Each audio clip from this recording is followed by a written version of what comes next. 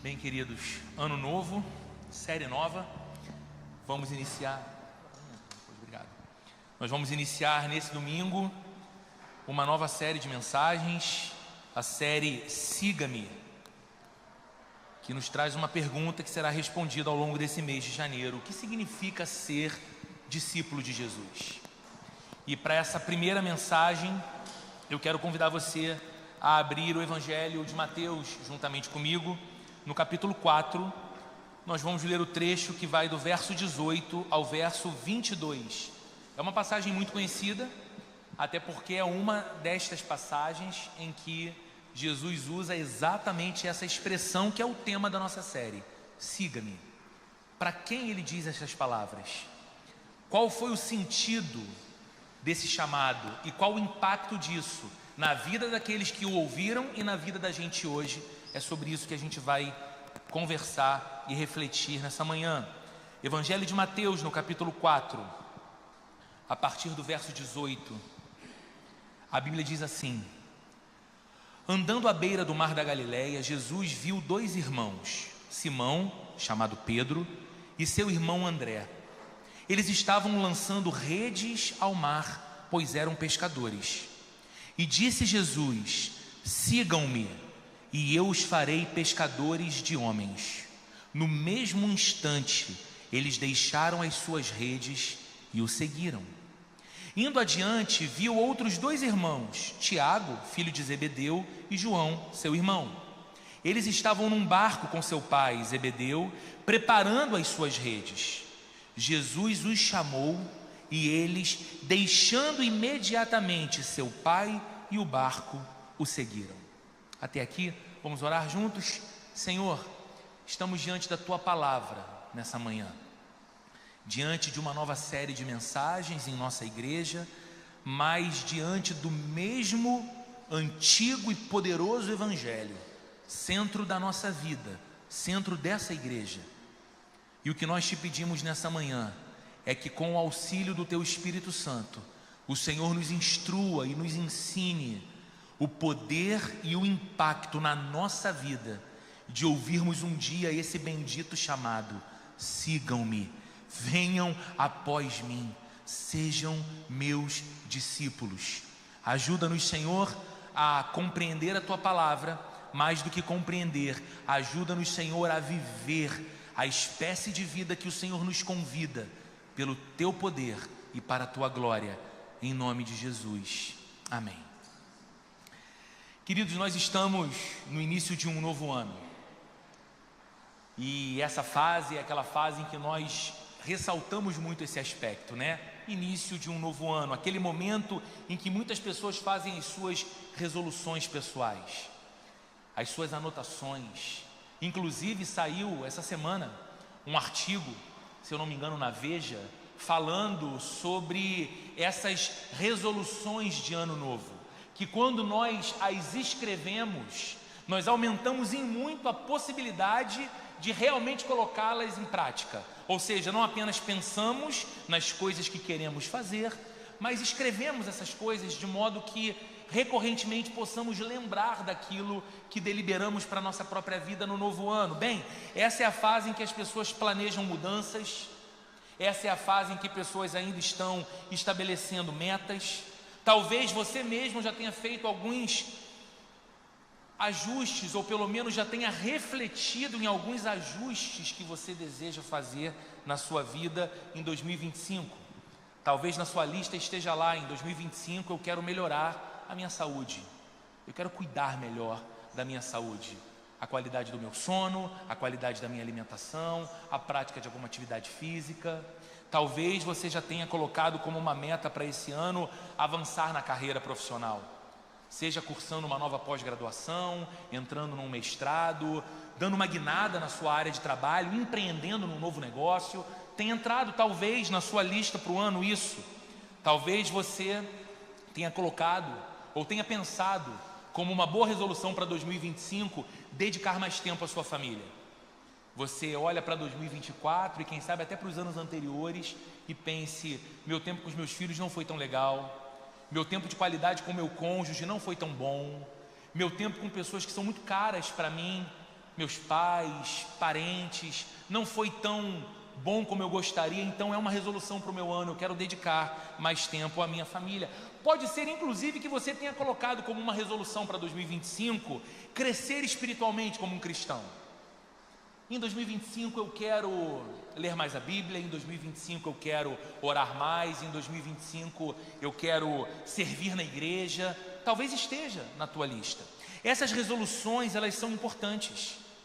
Essas resoluções, elas são, todas elas que listamos aqui, boas para as nossas vidas. Mas a partir de hoje, e durante os nossos domingos aqui no mês de janeiro, eu quero te convidar a considerar o compromisso mais importante que você pode assumir nesse ano de 2025. O topo da lista. O compromisso e a resolução 01 que você poderia e deveria assumir. Que compromisso é esse? Seguir a Jesus de modo radical. Seguir a Jesus de verdade. Andar com Jesus todos os dias de 2025.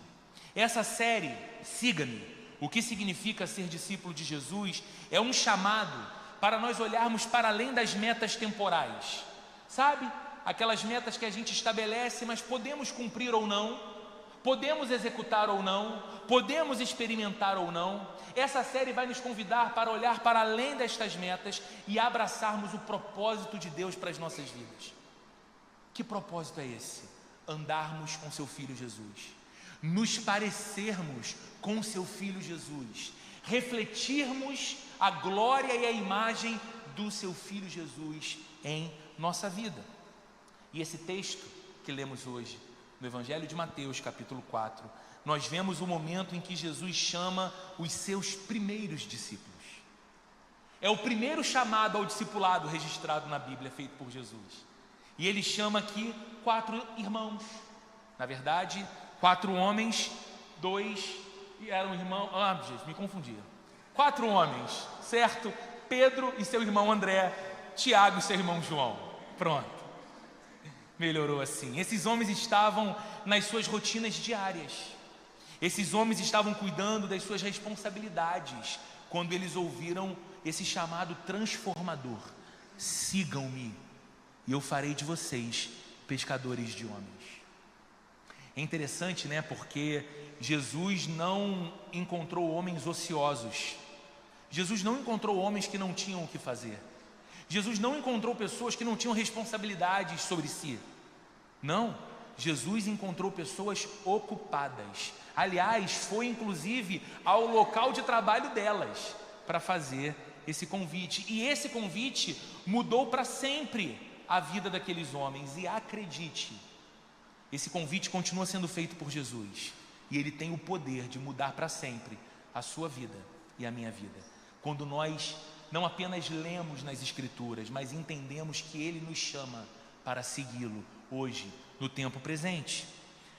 Hoje, enquanto ainda pensamos no futuro, hoje, enquanto ainda definimos as nossas prioridades para 2025, eu quero desafiar você fazendo uma pergunta ao seu coração. Você deveria, na verdade, fazer essa pergunta ao seu coração: eu estou disposto, eu estou disposta a deixar tudo o que me impede e seguir a Jesus de maneira radical nesse novo ano? Faça essa pergunta a você. Eu estou disposta a deixar para trás tudo o que me prende e me impede de seguir a Jesus de modo radical, de modo verdadeiro, nesse ano de 2025. Queridos, se seguir a Jesus é o compromisso mais importante que nós podemos assumir, nós precisamos então entender como que esse chamado começa. E essa passagem que lemos nos mostra que Jesus encontra essas pessoas onde elas estão e as chama para algo muito maior do que elas eram capazes de imaginar. Isso é muito bonito, porque isso também é verdadeiro para nós. Jesus nos encontra no lugar onde nós estamos, e quando nos chama, nós não somos capazes de imaginar que jornada fascinante é essa que vai começar em nossa vida seguindo a Jesus. É muito para além do que podemos pensar, é muito para além do que podemos desejar, inclusive. Nós vamos observar nessa manhã Como o chamado ao discipulado começou para Pedro, para André, para Tiago, para João, e como isso nos ensina, e o que isso nos inspira a fazer hoje. Então, à luz desse texto que nós lemos, eu quero conversar com você sobre 3 pontos, 3 tópicos apenas, nos iluminando para responder a essa pergunta: o que o chamado de Jesus ao discipulado na vida desses homens nos ensina e nos inspira a fazer hoje. Em primeiro lugar, o chamado de Jesus começa onde estamos, mas nos leva além. O chamado de Jesus começa onde nós estamos, mas nos leva além. Veja comigo os versos 18 e 19 de Mateus capítulo 4. Andando à beira do mar da Galileia, Jesus viu 2 irmãos, Simão, chamado Pedro, e o seu irmão André. Eles estavam lançando redes ao mar, pois eram pescadores. E disse Jesus: sigam-me, e eu os farei pescadores de homens. O cenário inicial do chamado de Jesus é simples. O cenário inicial do chamado de Jesus é cotidiano. Pedro e André estão pescando. Pedro e André estão trabalhando. Pedro e André estão em mais um dia comum de suas rotinas comuns, produzindo sustento para sua família. Vida, como a sua, como a minha. Quem sabe uma segunda-feira, como será amanhã para a maioria de nós. Mais um dia em que a rotina do trabalho se repete para nós. Veja, esses homens não estavam em busca de uma experiência espiritual. A Bíblia não diz isso. Esses homens não estavam no templo, na sinagoga, na igreja daqueles dias. Esses homens não estavam procurando um mestre que eles pudessem seguir. Um mestre a quem eles pudessem dizer: mestre, ensine a gente sobre o reino de Deus, ensine a gente sobre a vontade de Deus, ensine a gente a espécie de vida que Deus tem para nós. Não, eles estavam trabalhando, mexendo nas redes, porque eram pescadores. E isso, queridos, nos ensina algo bonito. E isso nos ensina algo importante. Jesus encontra a gente onde a gente está. Jesus vai atrás da gente no lugar que nós estamos. Isso significa dizer que Ele não espera que você seja uma pessoa perfeita. Ele não espera que eu esteja em condições especiais para que venha a mim, me encontre e me chame. Não, Jesus nos chama no meio da nossa rotina. Jesus nos encontra em nossos contextos, com as nossas limitações. Esses homens, nós sabemos porque lemos a Bíblia, foram grandes apóstolos de Jesus. Mas você acha que eles eram capazes de imaginar que isso aconteceria em suas vidas? Eles apenas pescavam. Eles faziam parte de um grupo economicamente importante da sociedade daqueles dias, porém sem grande visibilidade, muito menos glamour. Eles eram pescadores. Dependiam de todos os dias fazer aquilo para terem o que comer e como prover para as suas famílias. Então Jesus vai àquele lugar, na rotina, no contexto e com as limitações daqueles homens, e os chama para que se tornem os seus seguidores. Portanto, assim como Pedro e André, muitos de nós talvez nos sintamos presos às nossas rotinas e às responsabilidades do dia a dia também. Talvez você esteja aqui agora pensando: já foram as festas de fim de ano, o ritmo um pouquinho mais lento para alguns que conseguem ter um ritmo um pouquinho mais lento no fim de ano, e aí você já esteja pensando assim: agora acabou, amanhã é selva de novo, amanhã é ritmo intenso de novo. E aí, essa rotina intensa e demandante de vida, de trabalho, de contas, de compromissos e de expectativas pode produzir no seu coração o pensamento de que você não é tão espiritual ou espiritual o suficiente para que Jesus venha até você e te chame: me siga. Talvez você pense, diante da sua rotina de vida, que Deus só chama pessoas extraordinárias, com muito mais tempo para orar, ler a Bíblia, se consagrar, com muito mais tempo para servir outras pessoas e a igreja, porque você é tão ocupado, você é tão limitado, você está tão atrás, é o que você sente, que esse chamado não é para você. Mas a essência do Evangelho, queridos, ouça isso com atenção, a essência do Evangelho é Jesus indo ao nosso encontro, exatamente onde nós estamos. O Evangelho diz primeiro que Jesus veio ao nosso encontro nos dar vida quando ainda estávamos mortos em nossos pecados. Quem vai na direção de quem é Jesus na nossa, não nós que vamos ao seu encontro, não nós que despertamos o nosso coração primeiro a Ele, Ele que vem a nós, e depois de nos dar um novo coração, de nos dar possibilidade e condições de crer nele e em Sua palavra, Ele vai ao lugar onde nós estamos, Ele vai no nosso contexto de trabalho, na nossa família, Ele vai até nós quando estamos mergulhados nos desafios do dia a dia, e Ele sempre, ao dizer a você e a mim, sigam-me, sempre nos chama para algo maior do que podemos pensar, maior do que podemos esperar para nós mesmos. O chamado de Jesus sempre nos surpreende. Olhe atentamente para essa passagem e note que Jesus não faz um convite genérico aqui. Ele olha para Pedro e para o seu irmão André e diz a eles: sigam-me e eu farei de vocês pescadores de homens. Ou seja, o chamado é pessoal. Jesus conhece esses homens, Jesus entende a realidade desses homens e usa exatamente aquilo que os definia até esse momento, aquilo que definia as suas vidas até esse encontro com Jesus, a pesca, para apontar para eles um propósito maior. Vocês são pescadores, não é? Eu estou vendo vocês aqui na beira do mar da Galileia, ajeitando as redes, com a expectativa, quem sabe, de que a pesca tenha sido muito boa ou que seja muito boa. Essa é a vida de vocês, não é? E todos os dias vocês fazem, como diz a música popular brasileira, tudo sempre igual. Mas eu quero dizer algo para vocês: venham comigo, venham andar comigo, e eu vou fazer de vocês pescadores de homens. Muito mais do que o que vocês fazem todos os dias pescando peixes, vocês vão pescar vidas.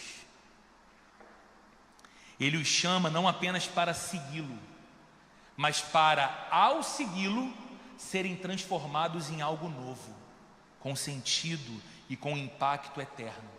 E isso nos ensina também, queridos. Isso nos ensina que o chamado de Jesus para as nossas vidas é sempre pessoal. Sim, quando Ele te chama, Ele não está equivocado. Quando Ele te chama, Ele não está distraído e deixando de levar em conta as suas limitações, os seus desafios pessoais, as suas lutas, os seus contextos. Não, Ele sabe exatamente por que vem até você e por que diz a você: venha comigo, ande comigo, venha após mim, seja meu discípulo. E sabe o que Ele faz? Ele faz conosco o que fez com esses homens que o Evangelho de Mateus capítulo 4 nos relata. Ele transforma as nossas habilidades, os nossos dons, as nossas experiências em instrumentos para a glória de Deus, em instrumentos para a causa do Evangelho, para o avanço da causa do Evangelho entre os homens. É sempre assim, queridos, e é sempre maior do que nós, é sempre surpreendente. Eu já tive a oportunidade de compartilhar algumas vezes com algumas pessoas, e penso que até num culto nosso, antes da minha conversão, que se deu na adolescência, de modo diferente de muitos dos meus amigos, a despeito de eu estudar numa excelente escola, eu senti uma espécie de crise pessoal, porque eu não me sentia habilidoso para nenhuma espécie de profissão no futuro. Nada me encantava muito, nem me enchia muito os olhos, nada para o qual eu olhava parecia despertar o meu interesse, mais do que o interesse, Eu efetivamente não me sentia capacitado. E muitas vezes na minha adolescência, nas minhas conversas internas, pensando na minha própria vida, eu imaginava uma espécie de zona cinzenta quando eu pensava no meu futuro. Eu não era o mais inteligente da escola, embora amasse futebol, não era o primeiro escolhido nos jogos, quando a gente tirava o time. Eu sempre gostei muito do futebol, ele que nunca gostou muito de mim. Eu não era o mais engraçado, o mais talentoso, o mais destacado. Eu conseguia identificar nos meus grupos todo mundo que era o mais alguma coisa. E eu me sentia sempre para trás. Eu não gostava de ler. Não era muito apaixonado pelos estudos, para desespero dos meus pais que estão aqui e me ouvem. Não era. E aí, um dia Jesus me encontra. E eu não esperava aquilo, porque eu sequer queria estar no lugar que eu estava.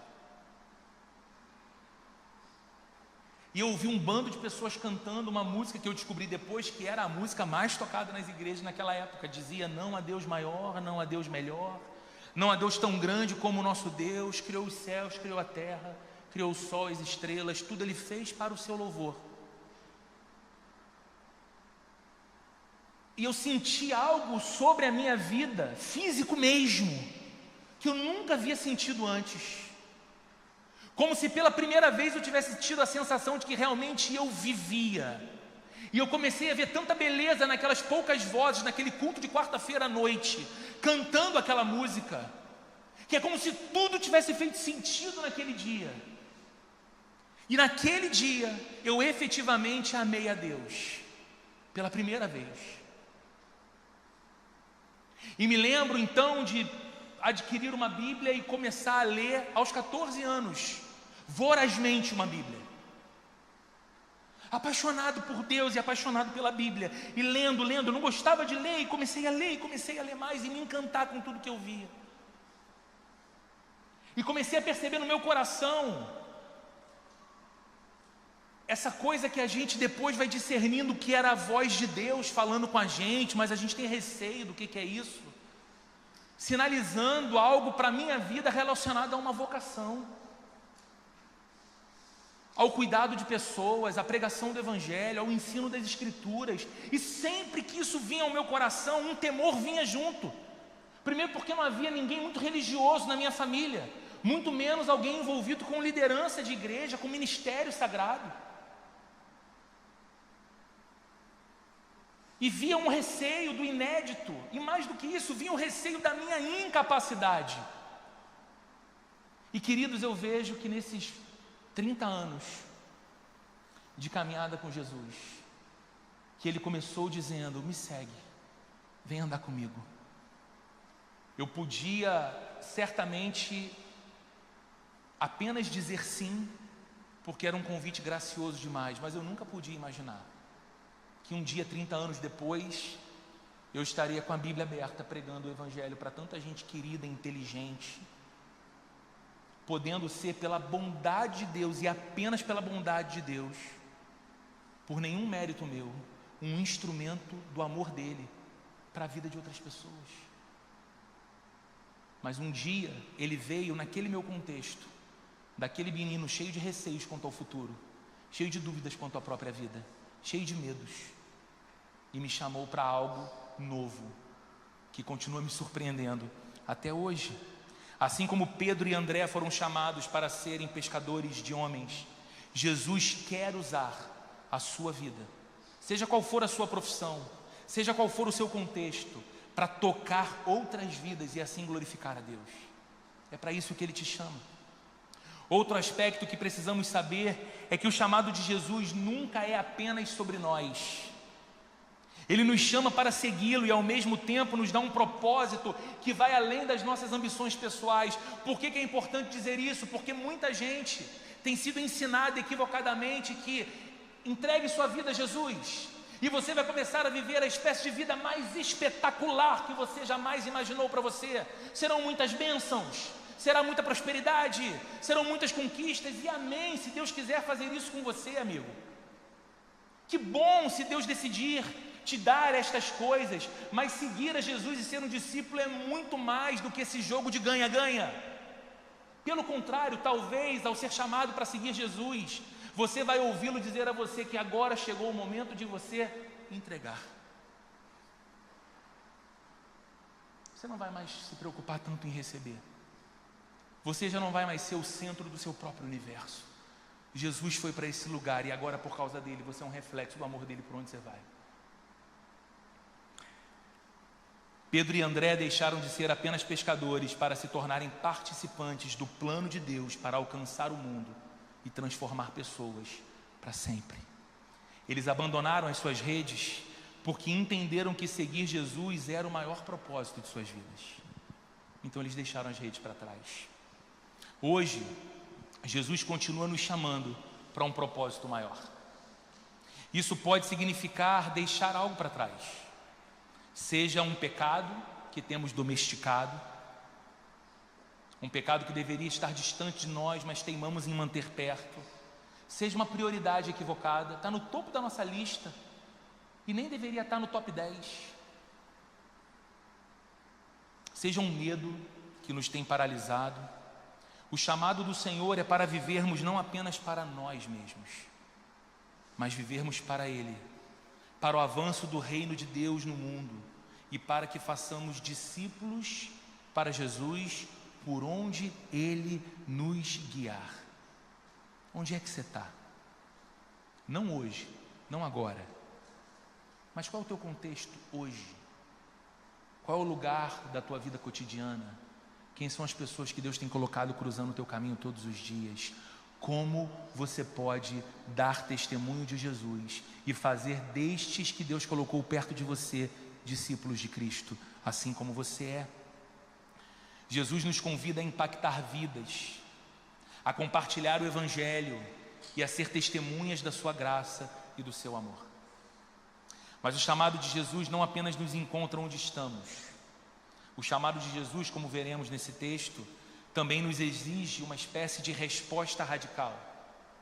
Abandonar tudo que nos prende para abraçar o propósito de ser discípulo e a responsabilidade de ser discípulo de Jesus. Isso nos leva ao segundo ponto dessa mensagem de hoje. O segundo ponto que aparece aqui na tela para você é esse: deixamos tudo para seguir aquele que se tornou tudo para nós.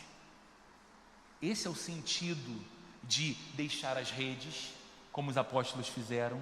Esse é o sentido, como Jesus vai dizer em outra passagem, de negar a si mesmo, tomar a cruz e seguir a Cristo.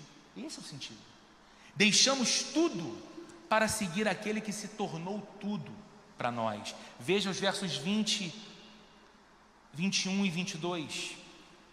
No mesmo instante eles deixaram as suas redes e o seguiram. Então, indo adiante, viu outros dois irmãos, Tiago, filho de Zebedeu, e João, seu irmão. Eles estavam num barco com seu pai, Zebedeu, preparando as suas redes. Jesus os chamou e eles, deixando imediatamente seu pai e o barco, o seguiram. A resposta dos discípulos ao chamado de Jesus aqui é marcada por urgência. O texto que lemos diz, no mesmo instante, deixando imediatamente.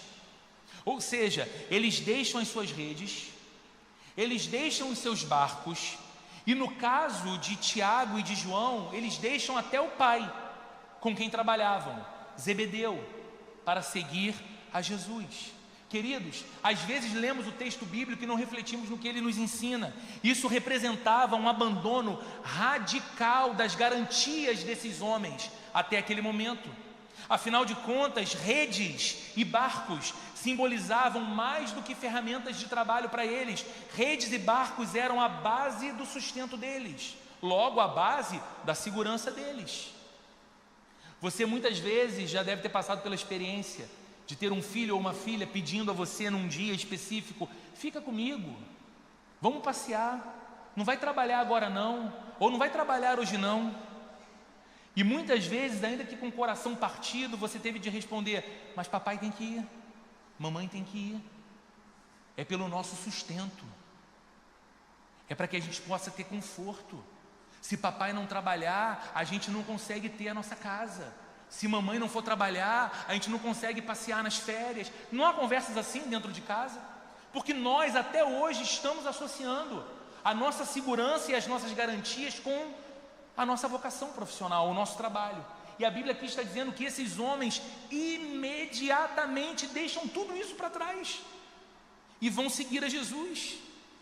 Tiago e João, além de deixarem o trabalho, deixam também o seu pai. Um ato que desafiava inclusive as normas culturais daquela época. Você trabalha com seu pai, você é uma força de produção junto com seu pai, e você vai abandonar o seu pai. Que desonra é essa? E nós aprendemos assim, queridos, que seguir a Jesus exige prioridade. Lembra quando um jovem se aproximou de Jesus e falando com ele: Senhor, quero te seguir por onde for, mas antes deixa que eu sepulte meus pais? Senhor, eu quero te seguir por onde o Senhor for, mas olha, deixa que primeiro eu cuide dos meus queridos, e quando eles morrerem, aí está tudo resolvido. Ou então o outro que diz: Jesus, eu quero te seguir, eu tenho cumprido os mandamentos todos, o que mais me falta? Jesus fala: te falta uma coisa apenas. Vai lá, vende tudo que você tem, pega tudo que você conseguir de patrimônio e distribui para os pobres, e aí vem me seguir. Você vai ter então um tesouro nos céus. E a Bíblia diz que aquele homem, aquele jovem, sai triste daquele encontro com Jesus porque era muito rico. A riqueza dele era uma prioridade, mais do que Jesus. E o que estamos aprendendo com as vidas de Tiago, João, André e Pedro é que seguir a Jesus exige prioridade. Muitas vezes o que nos impede de responder plenamente ao chamado de Jesus são as nossas redes. Coisas que, embora importantes, ocupam o lugar que deveria pertencer somente a Jesus na vida da gente. O chamado ao discipulado nos desafia a colocar Jesus acima das nossas seguranças. O chamado ao discipulado nos desafia a colocar Jesus acima dos nossos projetos pessoais. O chamado ao discipulado nos convida a colocar Jesus acima dos nossos relacionamentos. Observe que deixar tudo para seguir Jesus não é um abandono vazio, não é uma coisa sem sentido, mas é uma declaração de confiança. Aqueles discípulos não sabiam todos os detalhes do que estava por vir, eles não sabiam, mas no momento em que receberam o chamado, eles confiaram, eles acreditaram que aquele que os chamava era digno de total confiança e de entrega. Percebe? Jesus não mostrou o mapa completo. Eles não eram capazes de ver tudo.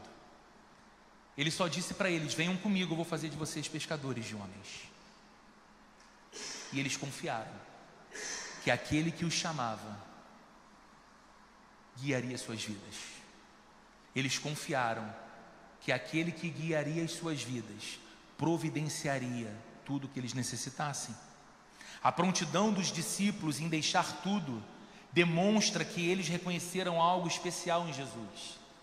Jesus não era apenas um mestre, como outros mestres em Israel naqueles dias. Jesus era alguém que oferecia uma vida de significado. Jesus era alguém que oferecia uma vida de verdade, vida abundante. E é essa confiança, queridos, que move o verdadeiro discipulado. Por que a gente diz sim ao chamado de Jesus? E por que a gente começa a seguir os passos do Senhor? Porque a gente confia no caráter dele. A gente sabe que ele é digno do nosso sim. A gente sabe que ele de fato é digno da nossa confiança, porque nos oferece uma vida que de outra maneira nós jamais conseguiremos desfrutar. Hoje, a renúncia ao seguir Jesus pode não significar você abandonar o seu trabalho. Hoje, renunciar a algo para seguir a Jesus pode não significar você abandonar algum relacionamento seu. Mas com certeza, seguir a Jesus hoje e abrir mão de alguma coisa significa ou vai requerer um reposicionamento do seu coração. Sabe em que sentido? É confiar que Jesus é suficiente para suprir todas as suas necessidades.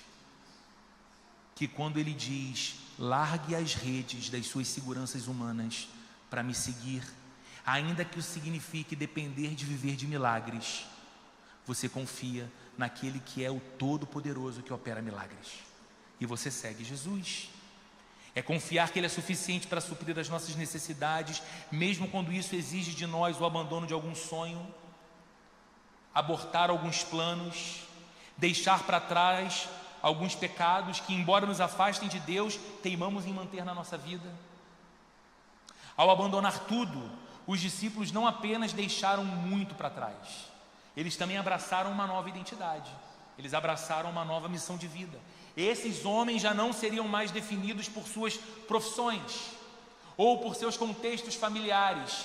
Não, Tiago e João não seriam mais os pescadores filhos de Zebedeu.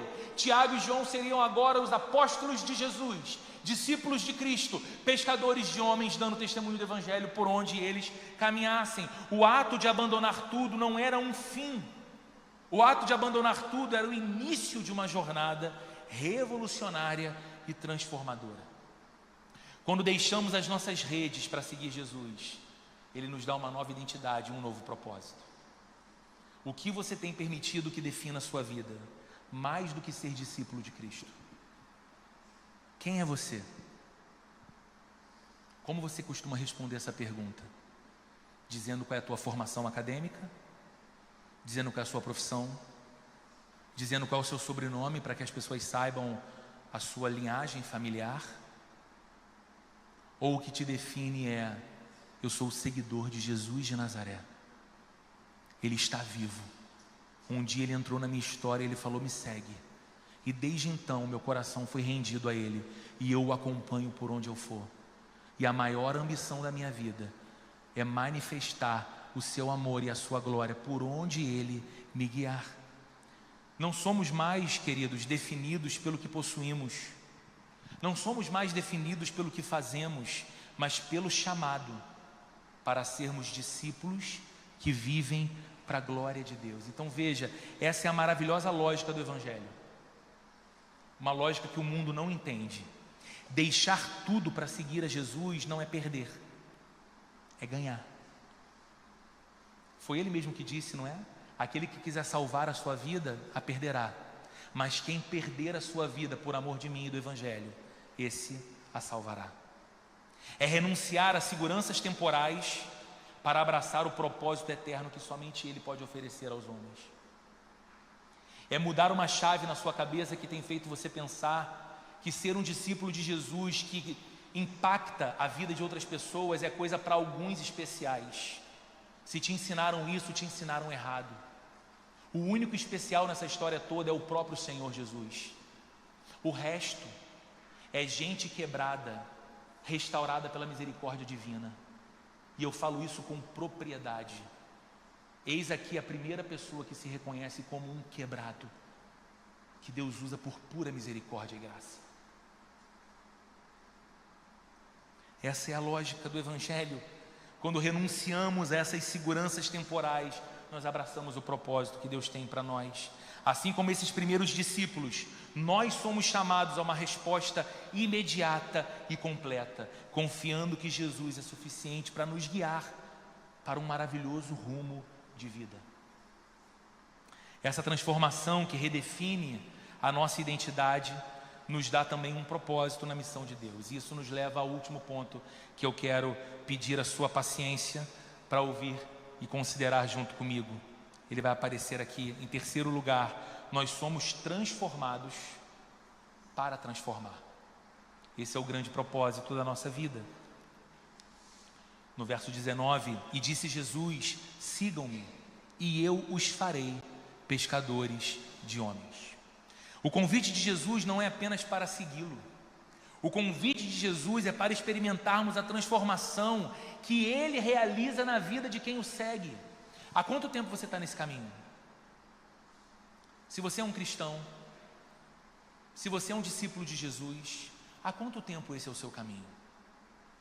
Você pode dizer a respeito da sua vida que desde o dia que conheceu a Cristo até agora, nada foi transformado em você?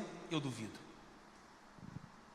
Porque o amor dele nos encontra onde estamos e do jeito que estamos, mas é um amor tão forte que transforma a gente, não permite que permaneçamos os mesmos. O convite de Jesus então não é apenas que sigamos a Ele, mas que experimentemos essa transformação que Ele realiza na vida de quem o segue. Ele mesmo declara aqui no texto que lemos: eu farei de vocês pescadores de homens. Mais uma vez, Jesus toma algo familiar aos discípulos, a pesca, e dá um novo significado, redirecionando as suas habilidades agora para a obra do reino de Deus. No que você é bom, no que você faz de melhor, qual é a sua grande qualificação? Deus te deu isso, e agora devolva para Ele dizendo: isso está nas tuas mãos, Senhor. Se o Senhor me ofereceu isso, isso volta a Ti como adoração e disposição para servi-lo, servindo ao mundo. A sua habilidade é ensinar, a sua habilidade é cantar, a sua habilidade é tratar e curar, a sua habilidade é administrar. Qual é o seu talento, qual é o seu dom? Coloque isso aos pés da cruz, dizendo: Senhor, é para a Tua glória, é para que a minha vocação reflita quem Tu és, é para que o mundo de alguma forma seja abençoado através do que o Senhor quer fazer em mim e através de mim. Aqueles homens passariam de pescadores de peixes para resgatadores de vidas. Assim como Jesus deu um novo propósito para simples pescadores, Ele transforma o nosso trabalho, Ele transforma os nossos dons e as nossas experiências em ferramentas para a sua missão.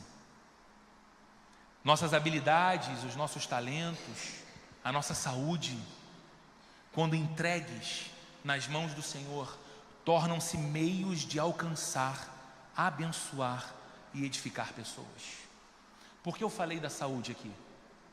Porque muitas pessoas nutrem um sentimento muito equivocado quanto à sua própria vida cristã. Elas pensam: bem, agora eu estou na fase de trabalhar muito, agora eu estou na fase de produzir muito, eu estou aproveitando a energia, o vigor, a força para me desgastar de tanto trabalhar, para que eu possa assim de alguma forma ter um pouco mais de estabilidade, até tempo para então, mais no futuro, me dedicar a Jesus, servir a pessoas, servir a igreja, me preocupar mais com a causa missionária. Vai chegar um tempo em que eu vou poder me dedicar mais para Deus. Sabe que resposta o Senhor dá para esse tipo de pensamento? A mesma que Jesus disse numa parábola que Ele contou, de um homem que decidiu ajuntar para si cada vez mais, e quando viu que o celeiro dele era pequeno, ele derrubou e construiu maiores celeiros, até que chegou um momento em que ele, tendo tanto, podia dizer à sua própria alma: agora, alma, descansa e aproveita, já tens o suficiente para ti por muito tempo. E qual foi a resposta dos céus para aquele homem? Louco, nessa noite tua alma será pedida, e o que você tem guardado, para quem será? Muitas vezes nós estamos dizendo: Jesus, espera só mais um pouco, eu vou te servir. Jesus, espera só mais um pouco, eu vou dar testemunho do teu amor no lugar que eu me encontro. Jesus, espera só mais um pouco, porque esse momento em que eu me encontro exige muito de mim, mas eu tenho na minha agenda o desejo de em algum momento ser um verdadeiro discípulo de Cristo. Esse dia nunca vai chegar.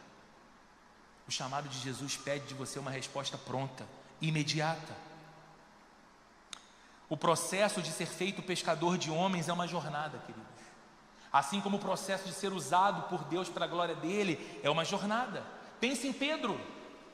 Pedro passou por altos e baixos até se tornar aquele grande pregador lá no dia de Pentecostes, como diz o livro de Atos no capítulo 2. Ele passou por muitos altos e baixos. Ele oscilou muito até ser esse pregador cheio de ousadia, destemido diante dos homens, apontando para Cristo. Foi uma jornada. Jesus não exige de você perfeição, Ele nem exige de mim perfeição. Se assim o fosse, eu não poderia estar aqui. Jesus exige de nós disponibilidade e sincera entrega para que sejamos transformados. Sabe por quê? Ele sabe que você não consegue se transformar. Ele sabe que o Roberto não consegue se transformar. Então Ele atua em mim para me transformar pelo seu poder. E o que Ele espera de mim? Um coração sincero, rendido e disponível. Seguir a Jesus é confiar que Ele está moldando a nossa vida, moldando o nosso caráter, moldando a nossa vocação para o nosso bem e para o cumprimento do propósito que Ele estabeleceu para nós, mesmo quando nos sentimos inadequados. E principalmente quando nos sentimos inadequados, devemos nos lembrar: quem nos capacita? É o Senhor. Ele nos capacita. A transformação é contínua e nos prepara para sermos instrumentos de impacto e transformação nas mãos de Jesus. Por fim, queridos, por fim mesmo, o chamado para ser pescador de homens não é apenas uma mudança de foco.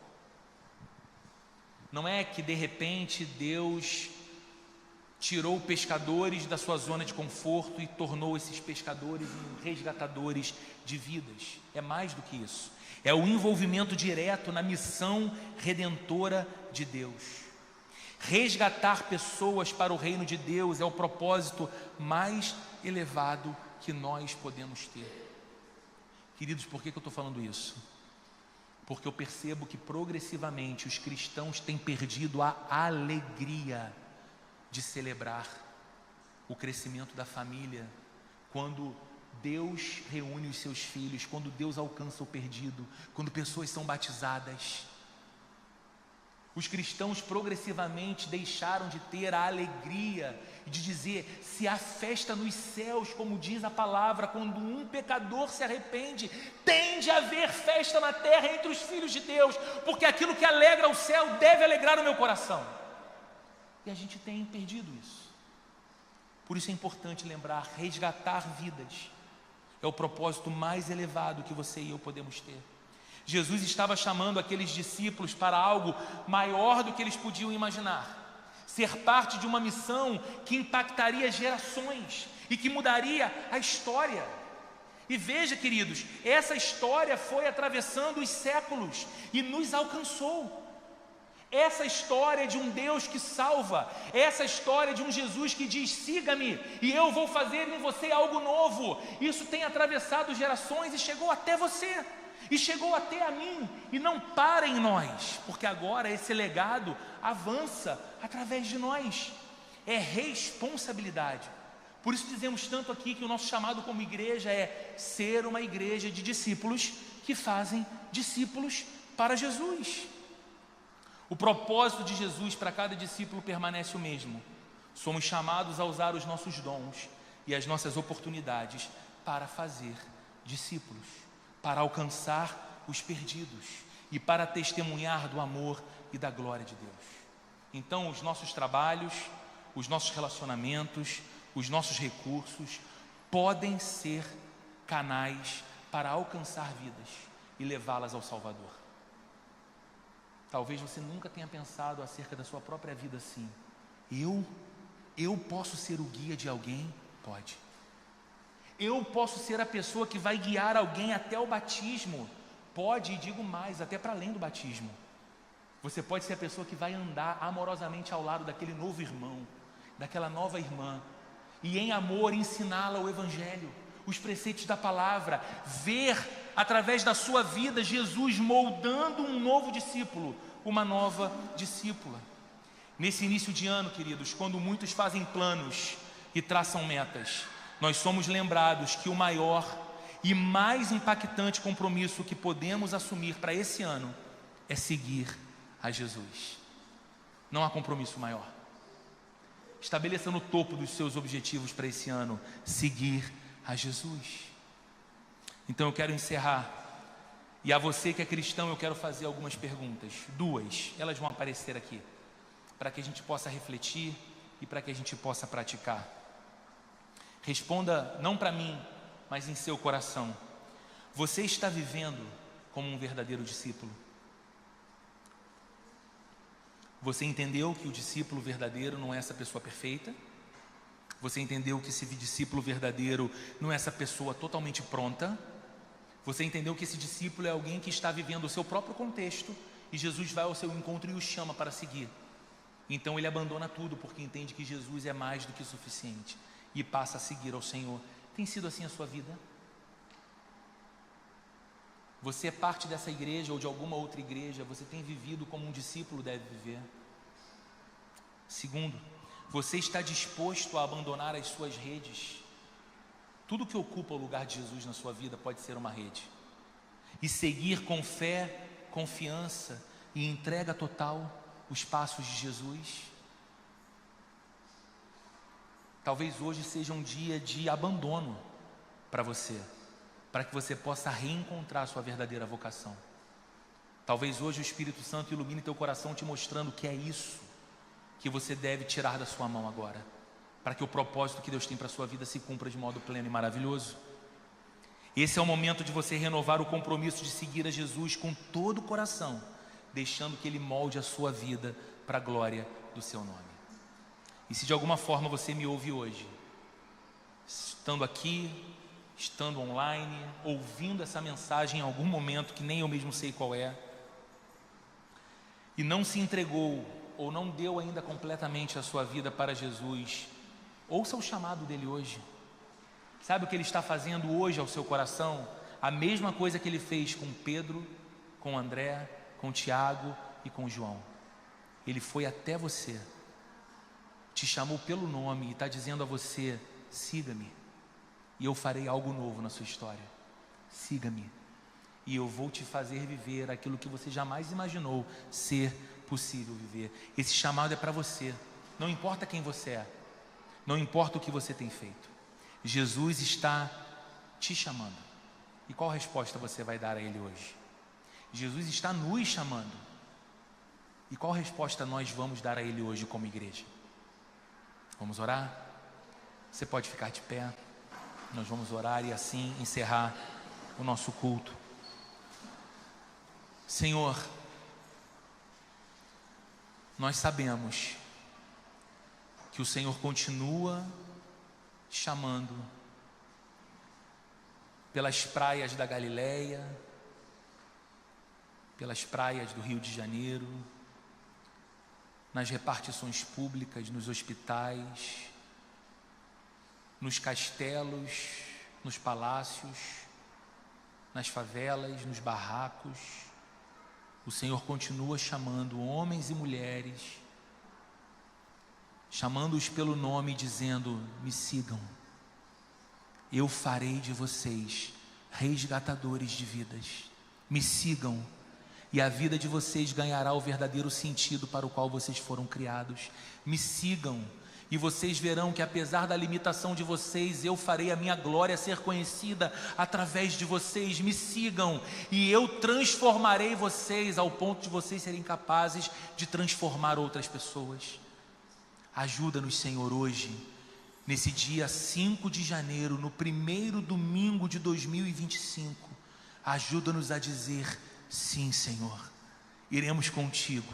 Sim, Senhor, deixamos nossas redes. Sim, Senhor, nos livramos do pecado. Sim, Senhor, queremos olhar para Ti mais do que para qualquer outra coisa, sabendo que o Senhor é suficiente para nos guiar e nos prover. Sim, Senhor, queremos Te seguir.